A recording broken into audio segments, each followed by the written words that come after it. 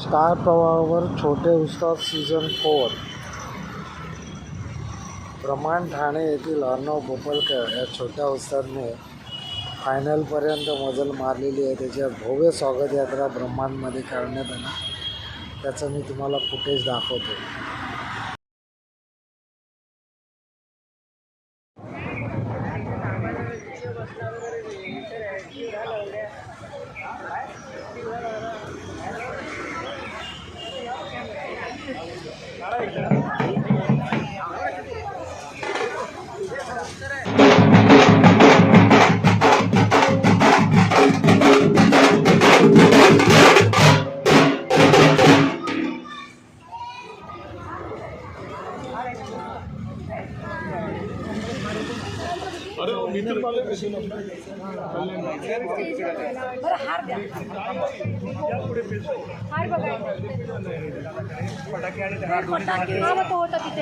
दोन्ही त्याच्याकडेच आहे.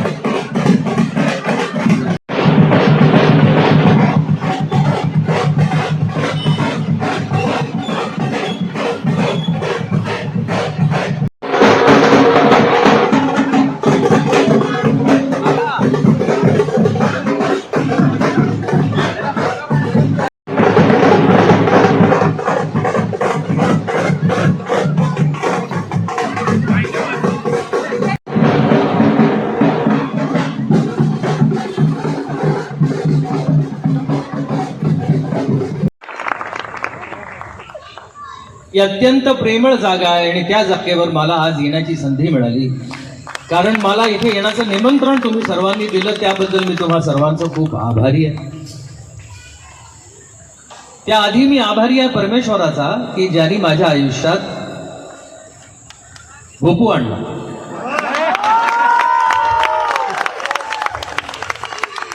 त्याचा पहिला एपिसोड जेव्हा त्यांनी तो दिसला पहिल्या एपिसोडला, मला म्हटलं काय करेल हा पोरगा, क्यूट आहे दिसायला पण गोंडस आहे. ही रागसता त्याच्या चेहऱ्यावर आहे, त्याच्या स्माईलवर आहे, त्याच्या डोळ्यात आहे, गळ्यात आहे का हे माहित नव्हतं मला. कारण पहिलाच एपिसोड होता आणि पहिल्यांदाच तो समोर उभा होता. तो गायचा अजून बाकी होता, पण तो गायला आणि त्याच्या गाण्यावर जितका मी खुश झालो तितकाच त्याच्या एक्सप्रेशनवरती खुश झालो. आणि गाणं संपल्यानंतर सगळ्यांनी त्याच्या गाण्याची स्तुती केली, मीही केली. पण ती स्तुती झाल्यानंतर मी त्याला फक्त एकच विचारलं, माझ्या चित्रपटात काम करशील का? कारण का त्या पहिल्या झलकेतच मी हे ओळखून गेलो होतो की यात काय काय गुण आहेत. हा पुढे जाऊन अष्टपैलू कलाकार कसा बनू शकेल हे मला तिथे दिसत होतं.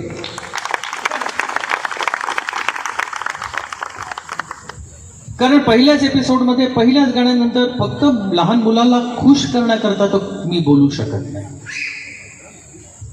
मी बोललो कारण त्यांनी मला खुश केलं. आणि ते काम अजूनही सुरू आहे. त्या चित्रपटाचं लेखन मी लवकरच सुरू करतोय, ज्या चित्रपटात भोपू कामही करेल आणि स्वतःची गाणी सुद्धा स्वतः म्हणेल. ही संधी माझ्या लहानपणी मला कोणी दिली नव्हती.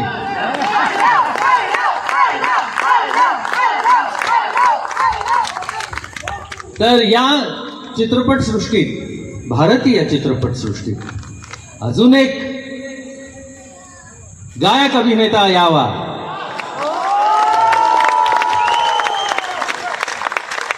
आणि कुठेतरी लोकांना काहीतरी मंद मंदसं आठवावं हीच इच्छा आहे. आपल्याकरता ज्या मोठ्यांनी, मोठ्या थोरांनी जे जे काही केलेलं आहे ना, त्याचमुळे हा सचिन इथे तुमच्या समोर उभा आहे. आपण आपल्या गुरुवर्य जेवढी लोक आहेत ज्याने आपल्यावरती काही ना काहीतरी गुण देऊन उपकार केलेले आहेत किंवा आपल्याला पैलू पाडलेले आहेत, त्यांच्याकरता आपण आयुष्यात कधीच काही करू शकत नाही. त्यांचं स्मरण करण्याऐवजी किंवा स्मरण करण्या व्यतिरिक्त आपण काही करू नाही शकत. मग आपण त्यांना थँक्यू कसं म्हणायचं, आपण त्यांचे आभार कसे मानायचे? तर त्यांनी जे आपल्यावर संस्कार केले ते संस्कार तुम्ही पुढच्या पिढीवर कराल तरच तुम्ही त्यांना थँक्यू म्हणू शकता. आणि तेच माणसाने केलं पाहिजे. पे इट फॉरवर्ड. आपल्यावर कोणीतरी काहीतरी केलेलं आहे, चांगले संस्कार केले, आपण आपल्या लहानांवरती करायचे आणि त्यांनी मग पुढे ते चालू ठेवायचे, ती चेन चालू ठेवायची.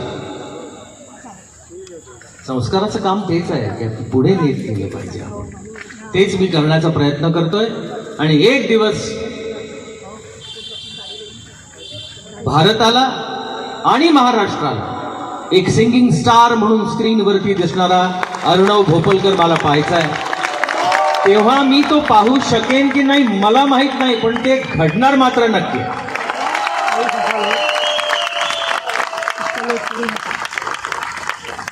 आता तुझा फिनाले आज 9 वाजता सुरू होतोय. त्याआधी यांना सोड मात्र, म्हणजे कारण त्यांना पण फिनाले बघायचा आहे आणि त्यांनी बघावा म्हणून मी पण इथे आलेलो आहे आणि आपण सगळे जमलो आहे, नाही का? मला असं वाटलं सत्कार समारंभात सकाळ उठली की काय, पण ती नाही झाली. आता भाषणात नका सकाळ लावू. मी खूप आभारी आहे की मला ब्रह्मांड कट्टाकडनं मला हा अतिशय सुंदर असा फोटो मला देण्यात आलेला आहे.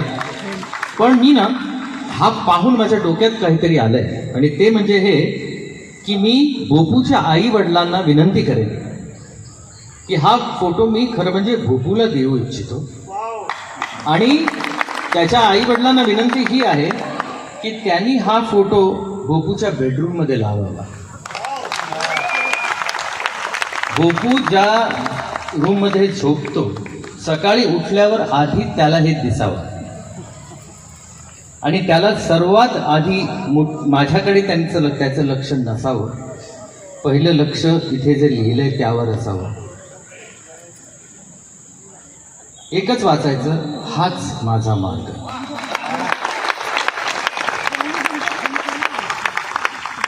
ही अशी मंडळी दुनियात भरपूर येऊन जातील, त्याला महत्व नाही आहे. महत्त्व या मार्गाला आहे, तर त्या मार्गाकडे लक्ष ठेव आणि ठरव की हाच माझा मार्ग आहे आणि पुढे जात राहा. तुला कोणीही थांबवू शकत नाही. अनेक आशीर्वाद बाळा तुला पुन्हा एकदा सातत्याने मी देत आलेलो आहे. मीच नाही, पूर्ण महाराष्ट्र देत आलेला आहे. आजचा फिनाले आहे. कोणी जिंकेल, कोणी हरेल, कोणी पुढे जाईल, कोणी तिथेच राहील, हे सगळं आयुष्यात होत राहणार. पण जिंकणारा तो जो पुढे जात राहील. मी माझ्या आयुष्यात एवढी जी इतकी वर्ष, आता मॅडम म्हणाल्या ही 63 वर्ष, असं वाटतं की मी काल आले इंडस्ट्रीमध्ये. आई शपथ. कारण अजूनही मला शिकायचं आहे, अजूनही मला पुढे जायचं आहे, अजूनही मला पाहायचं आहे, डोळे आणि कान उघडे ठेवून राहायचं आहे. कधी काय ऐकायला मिळेल, कधी काय पाहायला मिळेल, काही माहीत नाही. ते टिपायला मी तयार आहे आणि नेहमी तयार राहणार आहे. आणि त्याचमुळे मी सचिन आहे. सर वगैरे किंवा हे वगैरे जे ज्येष्ठ कलावंत वगैरे वगैरे हे नंतर लोकांनी दिलेल्या गोष्टी आहेत. पण मी सचिन राहिलोय म्हणून मी इतकी वर्ष आहे आणि पुढे सुद्धा प्रयत्नशील राहणार आहे. तुम्हा सर्वांना खूप खूप धन्यवाद. आणि 9 वाजता फिनाले बघा मात्र नक्की. हां, कारण आज आणि उद्याचा फिनाले अत्यंत इम्पॉर्टंट आहे. त्यानंतर भोपू तुम्हाला मोठ्या पडद्यावर दिसणार आहे. या 2 दिवसांनंतर 40 फुटाच्या पडद्यावर दिसणार आहे. तो सुद्धा ठाण्यातल्या कुठल्या तरी मल्टिप्लेक्समध्ये. आणि त्या चित्रपटात त्याचं नाव सुद्धा मी अर्णव बोपलकरच ठेवणार आहे.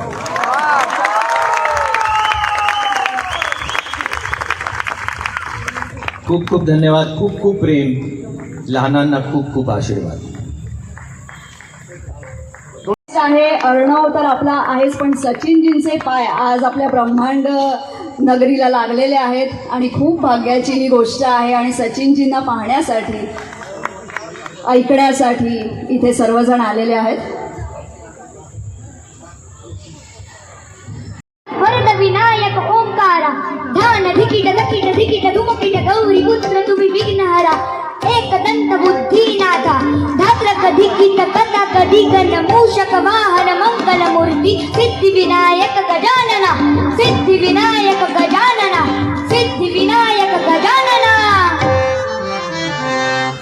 गणराया गणराया ताराया यावे धावुनी, गणराया ताराया यावे धावुनी, हे यावे धावुनी, देवा यावे धावुनी. त्रिगुणात्मका त्रिगुणातीता अत्रिनन्दना तव शरणम्, अत्रिनन्दना तव शरणम्, अत्रिनन्दना तव शरणम्. दत्तदया अत्रिनन्दना